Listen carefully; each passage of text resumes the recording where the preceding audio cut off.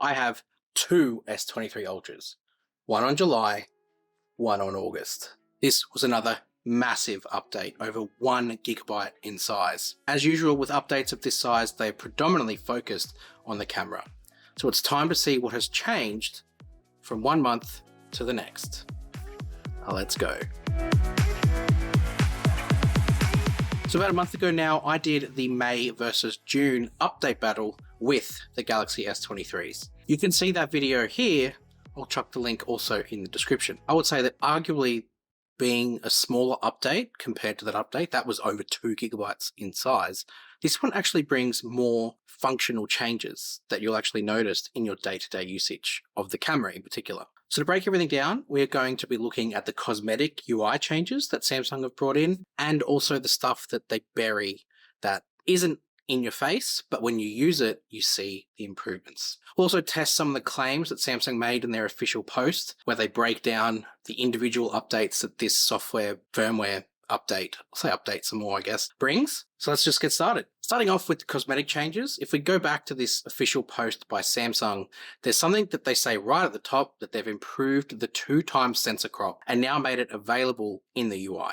The thing is, to take advantage of this, you need to turn it on in the camera assistant, at least to take advantage of seeing it. So firstly, download the camera assistant if you haven't got it already. It's in the Galaxy Store or through a Good Lock module. That's your best way of accessing it. Once you have camera assistant, it does sit in the settings of the camera app itself. I like that they've integrated it there, which is much easier than having to go to a separate app altogether. Now in the camera assistant, you'll see there's a new button being added right at the top to enable a 2x sensor crop that will crop in from the high resolution. Now Samsung have already enabled this function, but it just hasn't given you the button, or at least I thought they've enabled it, because we've spoken about it before in that with the S22 Ultra compared to S21 Ultra, they brought it in. But by turning this toggle on, you will now see in the camera, you have the 2x crop button enabled across a multitude of different modes. Well, 3. You have it in photo mode, you have it in video mode, and it's also added in 2x into super steady. So we'll go through and we'll test each one of these individually and compare them to the July update. In the official post, it says that the 2x is more optimized than before.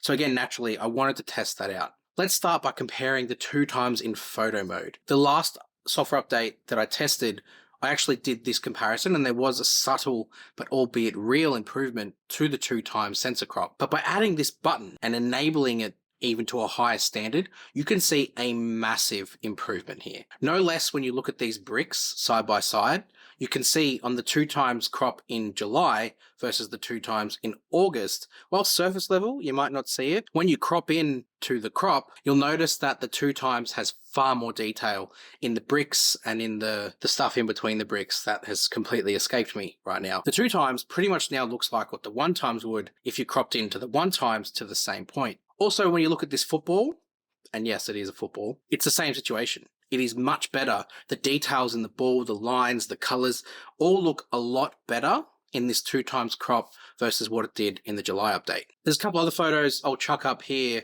Most notably for me, the one with the olive tree. You can see the branches and the leaves have a lot more detail and are a lot clearer. Also, when you look at this massive crane, the HDR is better. Like shooting into the sun, it's dulled the sun effect around and it makes the crane actually stand out a lot better. They finally got there. For fun though, I wanted to see with the August S23 Ultra, if I turn off that 2x sensor crop button in camera assistant, does it actually disable the improvements and the optimizations? Fortunately, it doesn't, because it's really all it's doing is putting in the face that there is a 2x sensor crop now that is much better to use. If you didn't have that button on, or if you didn't have camera assistant at all, you would still be able to get all the advantages and improvements that this brings. The other optimization that was mentioned and where the shortcut has been added is in video mode. So again, I wanted to put them side by side and test that out. Now again, from a distance, you'd be hard pressed to notice the improvement. But when you do zoom in inside the video, the details is much crisper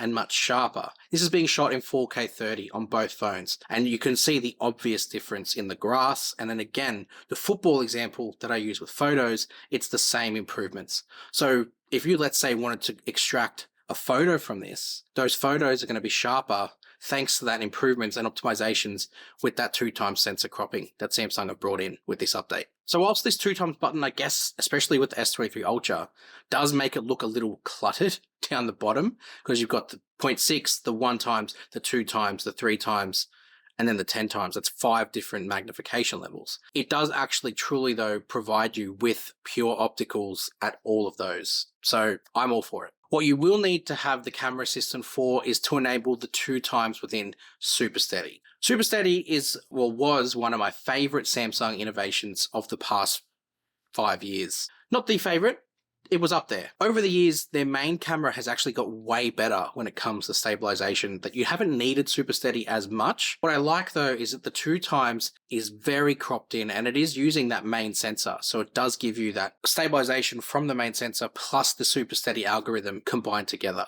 It's a bit unfair to compare it to the July update because you don't have that available, but you can see here how much closer you can get with that 2x crop in Super Steady mode. So again, something I'm all for. I looked around to see if 2x was anywhere else in the software, but I couldn't see it in night mode or in expert raw or in pro mode or portrait video. What I did notice was that the 2x is still there in portrait photos. So I thought I'd try and see if there was an improvement between 2x portrait from August and 2x in July.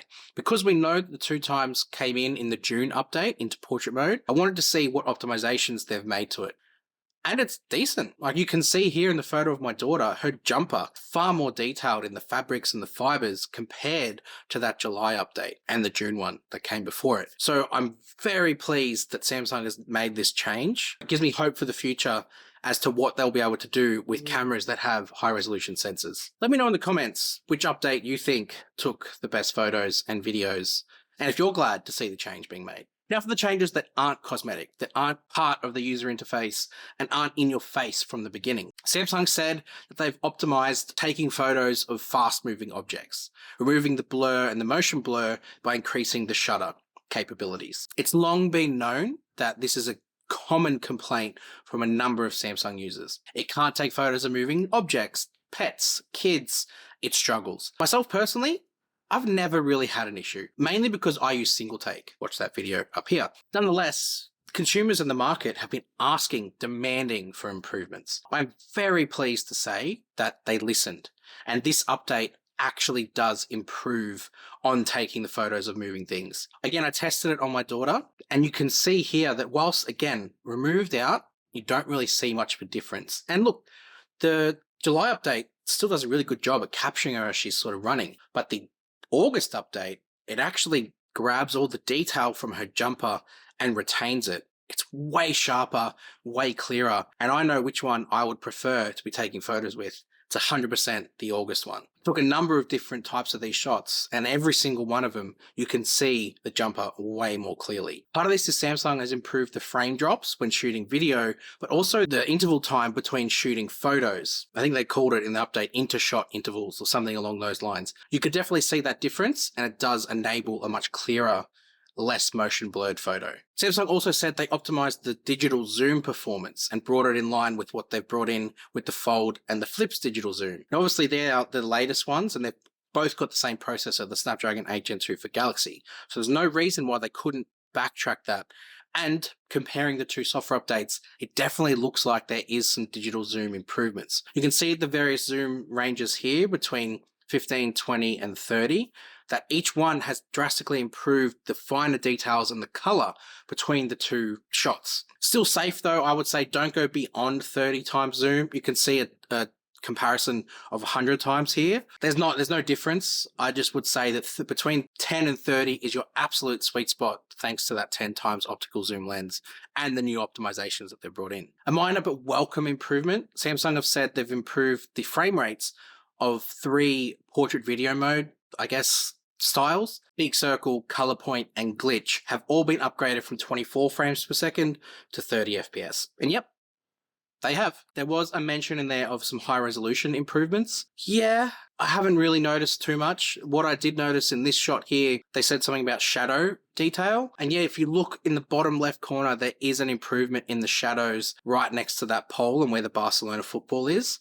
So yes, I guess they have. But yeah, they have. Samsung also said they've optimized the motion photos in terms of its file size. I didn't see this in my testing. I put a lot of photos next to each other. I looked at the file size of a bunch of different motion photos, and it fluctuated. The S23 in July was bigger, August was smaller, then the other way, the August was bigger, July was smaller, and there wasn't really any quality difference. I took a screenshot just to be sure, and yeah, maybe a little bit more optimized, but I don't think it's anything that needed to be made a big song and dance about, so I'm not. There were some other updates to the S23 and S23 Plus that they highlighted to do with blur. However, I don't have those two phones, so I can't comment on their improvements. You might need to go somewhere else to take a look for that. But just note that it's in the software update if you have either of those phones. Overall, the phone definitely feels smoother to use in operation. So I know that a lot of people say, oh, the phone's more than the camera. And I agree, it 100% is. But a lot of these improvements come in the way of optimizing camera performance and then back-end processes that you'll never see. For this update, it definitely was focused around camera, but your day-to-day usage should also improve thanks to some animation improvements, thanks to some optimizations for battery. All round, it's a very good update, and I highly recommend jumping straight on it if you haven't already. I have just received my Fold 5, so all these improvements I likely won't get to take advantage of as my main phone anyway, because I've just switched to my Z Fold 5, which I am very excited to start using, which means content coming your way. So make sure you like this video, subscribe to my channel, because there's plenty more content like this to come, especially centered around the Galaxy Z Fold 5. It's actually being used to record this video right now in portrait video mode. If you do like this video, I have plenty more like it on my channel, so please go and check them out. And between now and the next video that I upload, come hang out with me on Twitter and Instagram, and I'll see you in the next one. You!